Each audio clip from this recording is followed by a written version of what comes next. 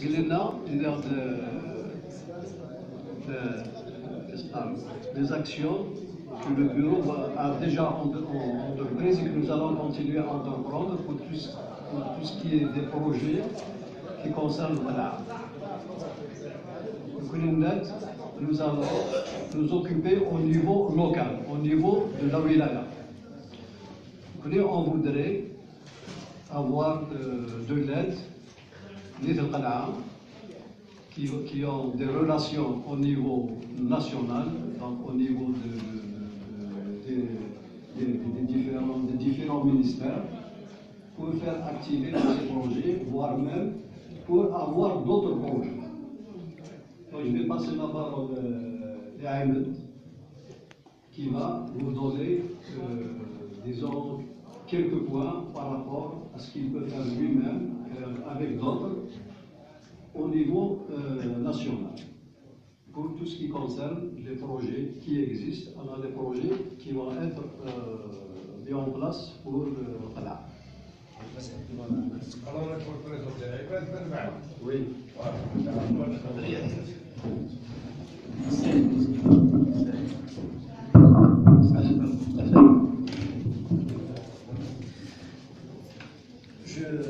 Je ne vais pas le présenter.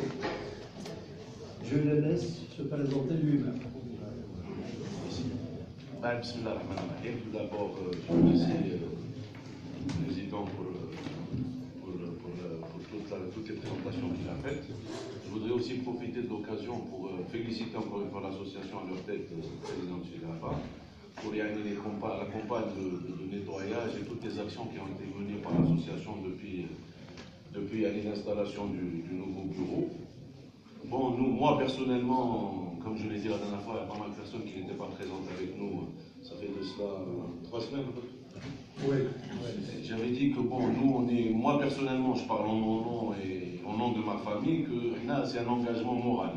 C'est un engagement moral de s'engager pour rehausser l'image de Qala sur le plan national et international. Parce que quand même, quand on revient à l'histoire de notre village, c'est un village qui a une histoire quand même qui mérite d'être reconnue par tous les Algériens, chose qui est très importante. La mission de Tana, c'est par rapport aussi à nos aînés et à mon père qui a grandi dans ce village et qui a les trapas dans ce village. Et je pense que c'est un devoir. Ce n'est pas une partie de plaisir, c'est un devoir. On doit accomplir cette mission pour arriver à nos objectifs. Comme l'a dit M. le Président, bon, actuellement l'association, il y a des actions qui sont en train de mener l'association, c'est des actions en local. Le programme qui a été présenté, c'est un programme très ambitieux. Bon, moi je voudrais vous présenter M. Saïd Al-Malad qui est à ma gauche. C'est un ami et c'est un éminent expert qui lui va mieux se présenter, qui a monté pas mal de dossiers. Et nous, bon, l'objectif, ça serait de monter des dossiers pour, comme je l'avais dit tout à l'heure, rehausser l'image de Qala sur le plan national et international, que ce soit sur l'aspect culturel. Au jour d'aujourd'hui, le village, on a pas mal d'avantages qu'on n'exploite pas du tout. Il ne faut pas oublier, moi, ce que mon père m'a toujours dit, que le madrasa à titre d'exemple, c'est la première madrasa qui a été réalisée en Algérie. Vous prenez la majorité des Algériens, ils ne le savent pas. Ça, c'est des avantages qu'on doit exploiter. Et moi aussi, il y a un projet parmi les projets qu'on a discuté, c'est que l'un des objectifs numéro 1 aussi, c'est de créer, c'est bien de mener des actions comme on les fait, mais le plus important par rapport au village, c'est d'essayer d'améliorer, de développer la vie des habitants du village, des gens qui sont là. On est des passagers, on vient de temps en temps, on passe le week-end, mais l'objectif c'est que garder le village pour que les gens, parce qu'au fur et à mesure, malheureusement, le village est en train de se vider, on comprend. Parce que pourquoi? Il n'y a pas de travail, la qualité de l'éducation, il y a pas mal d'éléments. Et bon, l'objectif aussi, Inch'Allah, c'est d'essayer de faire quelque chose dans ce sens. Je donne la parole à M. Saïd Al-Malad qui va se présenter et qui va vous dire un peu les actions qu'on voudrait mener ensemble. Oui. Je ne sais pas s'il l'a fait exprès. Il a oublié de se présenter. Ça, tu n'étais pas présent. C'est Ahmed, M. Hassan Saïd,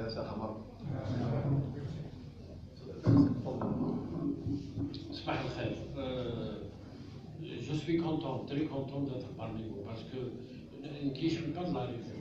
Je veux dire, je passais par là quand j'étais étudiant et puis c'est effectivement un grand lieu historique, c'est un site magnifique. Et je suis content d'être parmi vous parce que je pense qu'il y a beaucoup de choses à faire. Premièrement, on est content d'être ici, mais on se rend vite compte que la plupart d'entre vous, en fait, tout a échoué la veille. C'est-à-dire que Maran Zarglini, Ayman Belia, 300 familles, c'est difficile pour eux, c'est difficile de faire vivre, c'est-à-dire dans 10 ans, on risque de développer un cimetière. Tout va partir. Alors l'idée c'est d'abord de fixer les gens. L'idée c'est peut-être parce qu'aujourd'hui on sent qu'il y a un retour. Il y a beaucoup de jeunes, donc la base principale du développement demeure dans la possibilité de créer des activités qui génèrent de la ressource. Et la manière en qui, pendant 15 ans, j'ai travaillé dans un centre de développement public, dont la tâche principale était de faire des plans de développement locaux. Notamment, j'avais travaillé il y a une dizaine d'années avec la région Gailleuse, et je ne vous dis pas les autres régions. C'est-à-dire, l'idée, c'est d'abord de voir qu'est-ce qu'on peut faire d'elle, qu'est-ce qu'on a. Mettre de la foresterie, mettre de l'apiculture, mettre s'il y a du tourisme. Et c'est sur ça. Pour la première chose que nous devons faire, c'est de voir, avec Ayman et puis l'association, on va essayer de faire un vrai programme scientifique, avec d'abord la première chose que nous allons faire, c'est un diagnostic. الناس انظر واحد منهم دا شو بغى دا شو زمرنا نتعلم دا شو سعان دا شو صناعي لنا est-ce qu'il y a de l'artisanat, est-ce qu'il y a de la possibilité de faire du développement agricole autour de l'agriculture de montagne, est-ce qu'il y a moyen de faire de l'artisanat, maintenant les potiers, maintenant les ébénistes, maintenant je sais pas qui travaille le bois, quelles sont exactement les potentialités touristiques, et puis l'idée, une fois qu'on a le diagnostic,